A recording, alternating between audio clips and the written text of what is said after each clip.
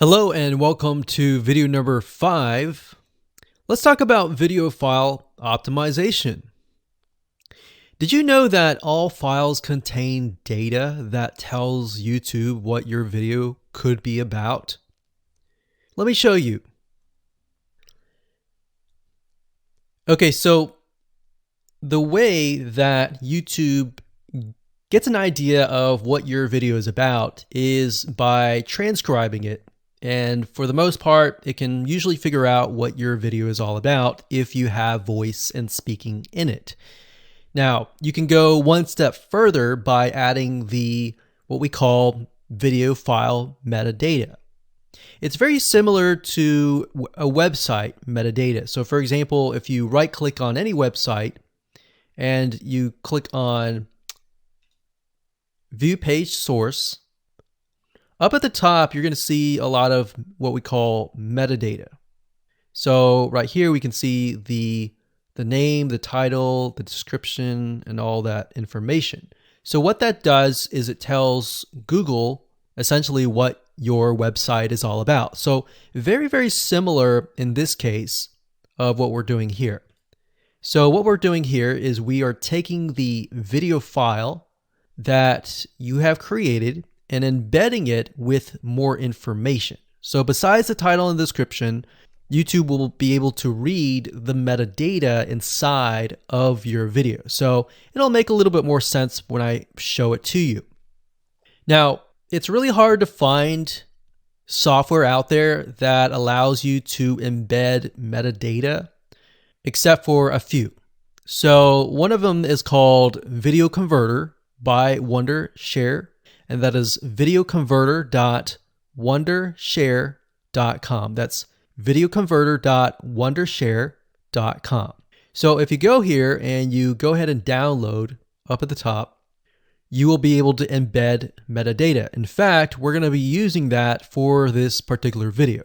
Now, there are other software out there like the Adobe Bridge software, which allows you to embed the metadata into your video. Now, the reason why I'm using Wondershare is because I feel like it's a lot easier to use. So if you go ahead and download this, we're going to open this here. And what I did was I clicked Add Files and I chose the file. Now, there's a lot of things that you can change about the video, but what we're particularly interested in is this eye icon right here. So click this eye icon or letter I here, and you're going to see that it says name, language, episode name, actors, director, screenwriter, tagline, and description, and comments. So what I recommend is you try to complete this as much as you can. So episode name, actors, so that would be whoever is in the video, the director, the screenwriter, which could be you, and then the tagline. What I would do is the tagline be your title, and then the description be your description. So whatever you're going to upload to YouTube, put this as a title and put this as a description. And then for comments, I would put something like keywords. And all you have to do is click save, convert it, and done. That's the reason why we're using Video Converter, because it's just so much easier. With Adobe Bridge, it's easy too, but there's a lot of more options and very easy to get confused. So once you're done with that, you save the video. Your video has the metadata inside of it, and all you have to do is simply upload it to YouTube, and that's it. Hello and welcome back. This is video number 6. Let's talk about your thumbnail and why that is important. You see, since our goal is to get more clicks or more views to your YouTube video, we have to rely on attracting viewers. So if you think about it, the thumbnail is the first thing people see as they are scanning to find what interests them the most. So in other words, if you think about it, if you go to youtube.com and you type in a keyword, you're going to see all the results with thumbnails, the titles, the descriptions, and all of that. So that's the first thing that they see. So let's discuss what your thumbnail should contain and what's working in your market and how to figure that out. So when it comes to having a thumbnail, you want to make sure that it is eye-catching, meaning it shows somebody what they want. So if Instant Pot Chicken is your main keyword, you want to make sure that your thumbnail has something in it that entices them. So it's good to have the keyword or the title in it. So you can see right now the way YouTube works is they have an initial title or an initial thumbnail, and then after that you can see motion. So if I put my mouse over it, you can actually see part of the video, which makes it a lot more engaging. So as we scroll down, the initial thumbnail that this woman uses is the Instant Pot. And then this one here, it says Instant Pot recipes. So Instant Pot. So we can see the ones at the top definitely have the Instant Pot in it, or a word that's chicken, or a picture that has chicken in it. So it fits the keyword. Now, if you're not a professional, thumbnail artist or anything like that, there are different sites that you can use to get these created. Now, bear in mind that you never want to use a thumbnail that is clickbaity or that lies to somebody, because if they click on it and then the video is nothing like the thumbnail, then guess what? You might get tons and tons of clicks and perhaps views, but you're not going to get people watching your video, which is very, very important, which we'll discuss in the future videos. But for now, there are different elements that you need. So what I recommend is you go to a site called creativemarket.com. That's creativemarket.com. There are other sites like graphicriver.net, but over time we've realized Creative Market has a lot of really good designs. So what we can do here is in the search box, we're going to type in YouTube thumbnail. And we're looking specifically for templates that we can use for the thumbnail. So it says YouTube thumbnail pack. Let's go ahead and open that. There's one here. There are end cards, but that's a little bit different. That basically comes at the very end of your video. So we got urban thumbnails, different types of thumbnails. But the reason why I like Creative Market is buying templates for specifically YouTube thumbnails is going to make your life a lot more easier, especially if you can make it professional. The more professional it looks, the more professional your viewers will click through.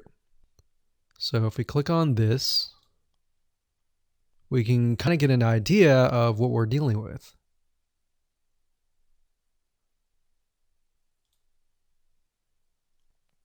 And here's more thumbnails here as well. Now, over time, we've realized with YouTube thumbnails, more and more designs are becoming minimalistic, meaning it's not too fancy, but it's got just enough information to tell the person what it is all about. So it could have text, it could have pictures, but you really need to know what your YouTube video is about before you can create your thumbnail. In fact, I recommend that you create your YouTube video first and then you create your thumbnail so that you can make sure that you attract the right person. Now, what we found a little bit of a technique is to create a thumbnail that is related to essentially the end, meaning if you're creating an Instant Pot chicken recipe, you might want to show the chicken already cooked. So essentially what people get if they click through. So that way people think, oh, okay, this looks really nice. I'm going to click through. And they're more likely to actually watch all the way through to the end.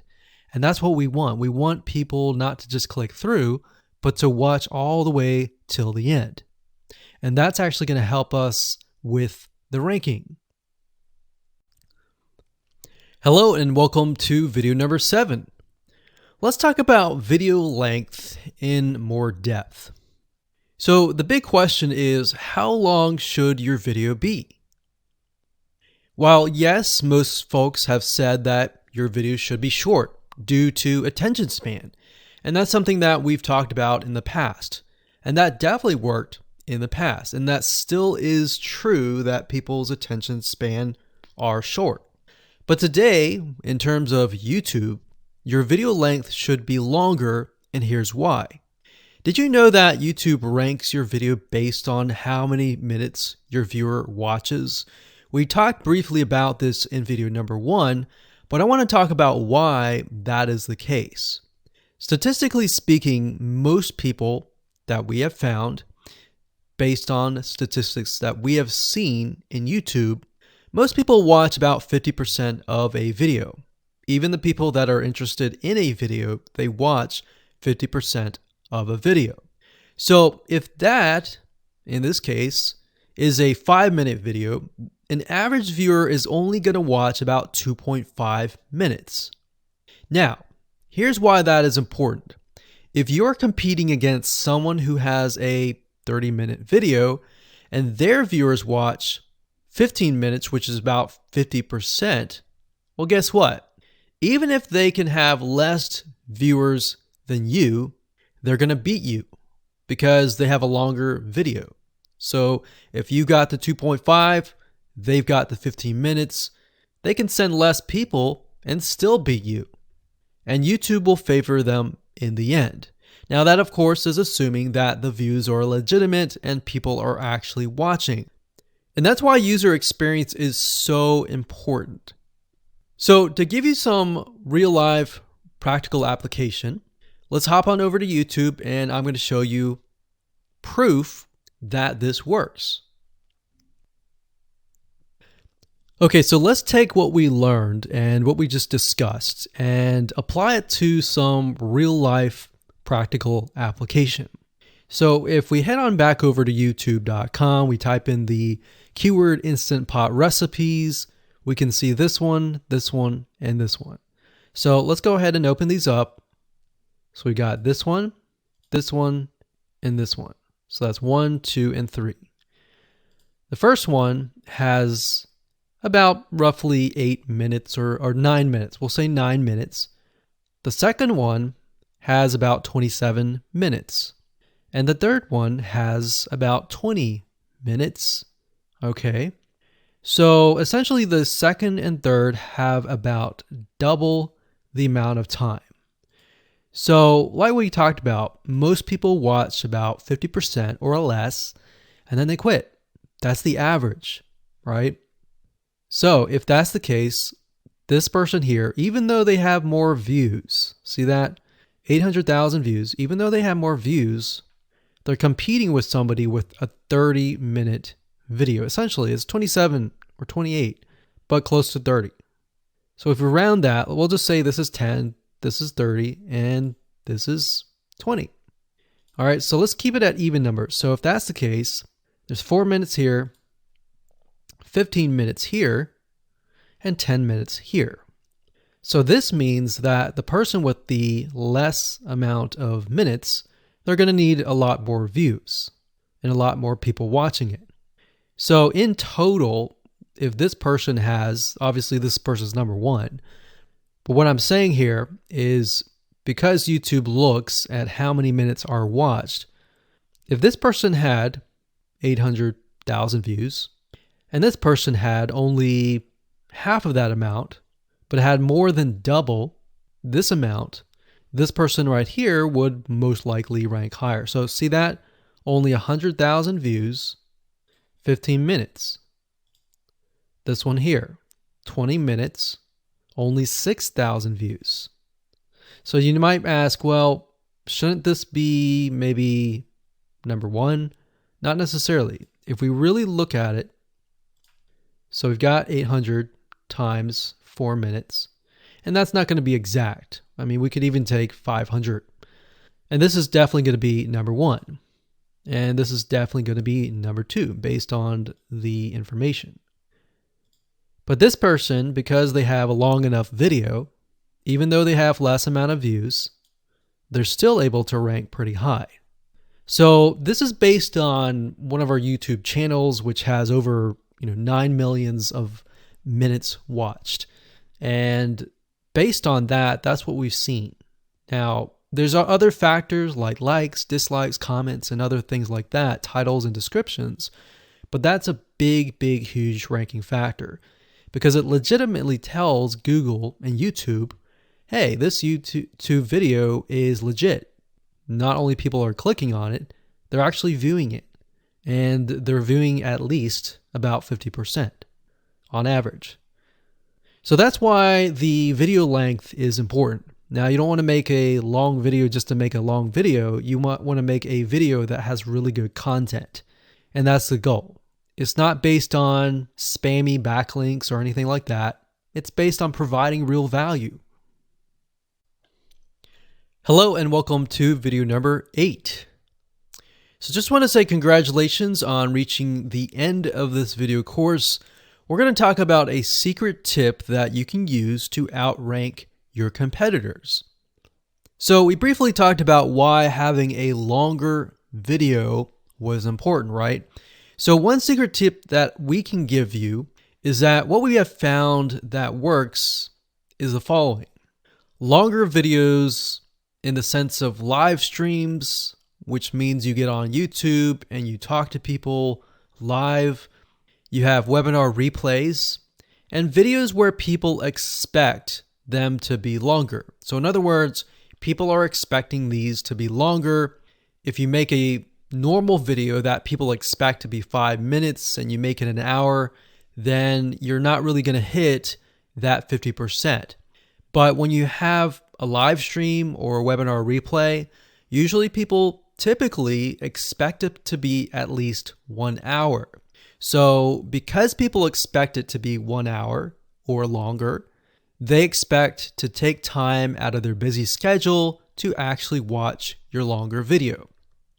And what we found is these work really well compared to the average video. So let's discuss what you need to do in terms of software or even web applications that you need to create live streams and webinar replays. So in order to create a YouTube live stream, you're going to need to have a broadcasting software. There are many. You can go to YouTube and type in live stream, how to set it up, and there's a lot of videos on that. But this is one particular one that we have used and that has worked really well for us. It's called Open Broadcaster Software, and it's free, best of all. And that is located at obsproject.com. So as you can see here, there is versions for Windows, Mac, and Linux. So it's simply as easy as downloading and you can start streaming. So the reason why you need this software is basically what it does is it connects to the YouTube live stream system. And when you're ready, you click record and you're good to go. Now, I'm not going to go in depth on how to use this product just simply because there are so many different options and so many different ways of using it.